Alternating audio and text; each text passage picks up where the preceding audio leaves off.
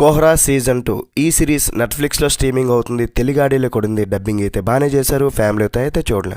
విజువల్గా ఇబ్బంది లేదు. అయినా సరే కొన్ని డార్క్ రిలేషన్షిప్స్ గురించి, అంటే స్టోరీ మొత్తం కూడా కొంచెం అక్రమ సంబంధాల గురించి ఉంటుంది కాబట్టి ఫ్యామిలీతో అయితే చూడలే. సీజన్ 1 ఎంత పెద్ద హిట్ అయిందో అందరికీ తెలుసు. పంజాబ్ బ్యాక్డ్రాప్లో రస్టిక్ ఇన్వెస్టిగేషన్తో ఆడియన్స్ని అయితే కట్టిపడేసింది. బట్ సీజన్ 1 చూడకపోయినా ఈ సీజన్ 2 చూడొచ్చు. ఎందుకంటే ఆ స్టోరీ వేరే, ఈ స్టోరీ వేరే. ఓవరాల్గా మరి ఈ సిరీస్ అయితే నాకైతే నచ్చింది భయ్య. బట్ ఇది కొంచెం స్లోగా ఉంటుంది. ఒక మర్డర్, ఆ మర్డర్కి గల కారణాలు మిగతా పోలీస్ స్టోరీ ఇన్వెస్టిగేషన్ల మాదిరిగా హై స్పీడ్గా ఉండదన్నమాట. ఫ్యామిలీ ఎమోషన్స్ను టచ్ చేస్తూ ఇంట్రెస్టింగ్ డ్రామాతో నిదానంగా నడుస్తుంది. ఇక్కడ అక్రమ సంబంధాల సంఖ్య కొంచెం తగ్గించి ఉంటే బాగుండేది అనిపించింది. ఒక స్లో బర్నింగ్ థ్రిల్లర్స్ ఇష్టపడే వారికి అయితే నచ్చుద్ది.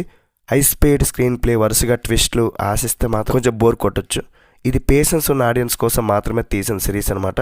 సీజన్ 1లో మనకి సువీందర్ విక్కీ, అదే మన బల్బీర్ సింగ్ పర్ఫార్మెన్స్ అదిరిపోయింది కదా. కానీ ఈ సీజన్ 2లో ఆయన లేరు. ఇది కొంచెం డిసప్పాయింట్ చేసే విషయమే. అయినా సరే ఆయన ప్లేస్లో మోనా సింగ్ ఎంట్రీ ఇచ్చారు. అలాగే మన ఫేవరెట్ వరుణ్ సోప్తి గురుండి క్యారెక్టర్లో రిపీట్ అయ్యారు. రణవిజయ్ సింగ్ కూడా ఒక కీ రోల్ ప్లే చేశారనమాట. ఈసారి స్టోరీ మరో పంజాబ్ ఊరు దలేర్పూరాలో జరుగుద్ది. ఒక ఎన్ఆర్ఐ అమ్మాయి సోషల్ మీడియా ఇన్ఫ్లుయెన్స్ అయిన ప్రీత్ బజ్వా తన తమ్ముడు ఫామ్ హౌస్లో శవమై తేలుద్ది. ఈ కేసును ఇన్వెస్టిగేషన్ చేయడానికి వస్తారు మన గరుండి మరియు కొత్త ఆఫీసర్ ధన్వంత్ కౌర్.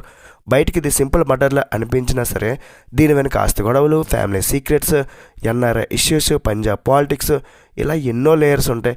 అసలు అమ్మాయిని ఎవరు చంపారు, ఎందుకు చంపారు, ఆఫీసర్స్ తమ పర్సనల్ లైఫ్ ప్రాబ్లమ్స్ని డీల్ చేస్తే ఈ కేసుని ఎలా ఛేదిస్తారు అనేదే ఈ స్టోరీలో చూసి తెలుసుకోవాలి. ఈ షోకి మేజర్ ప్లస్ అంటే మాత్రం యాక్టింగ్ భయ్య సూపర్గా చేశారు అందరూ.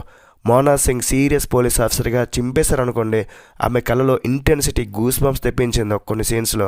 ఇక వరుణ్ సోప్తి సీజన్ 1 కంటే మెచ్యూర్డ్గా పర్ఫార్మెన్స్ ఇచ్చారు. వీళ్ళిద్దరు కాంబినేషన్ మాత్రం స్క్రీన్ మీద చాలా బాగా వర్కౌట్ అయింది. ఒక క్రైమ్ మాత్రమే కాకుండా కొన్ని సోషల్ ఇష్యూస్ని, caste politics, drugs, generational trauma వంటి ఈ సీరియస్ ఇష్యూస్ని చాలా న్యాచురల్గా చూపించారు అనిపించింది. సీజన్ 1లో సువీందర్ విక్కీ క్యారెక్టర్ ఇచ్చిన ఇంపాక్ట్ ఇందులో కొంచెం మిస్ అయింది. ఆ ఫాదర్ డాటర్ ఎమోషన్ ఇందులో వేరేలా ట్రై చేశారు. కానీ ఫస్ట్ సీజన్ అంత స్ట్రాంగ్ అయితే కనెక్టింగ్గా అనిపించకపోవచ్చు. ఫైనల్గా మీకు dark, realistic, slow burn crime డ్రామాలు ఇష్టమైతే ఇది మీకోసం. కేవలం మర్డర్ మిస్టరీగానే కాకుండా ఒక క్యారెక్టర్ స్టడీగా దీన్ని చూస్తే మీకు నచ్చుద్ది. కానీ కమర్షియల్ మాస్ ఎలిమెంట్స్ ఆశిస్తే మాత్రం చూడొద్దు. ఓవరాల్గా రేటింగ్ ఎంత ఇస్తారంటే 3.5 out of 5. రివ్యూ నచ్చితే ఒక లైక్ వేసుకోండి. నెక్స్ట్ వీడియో మళ్ళీ కలుద్దాం. Bye bye. జై హింద్.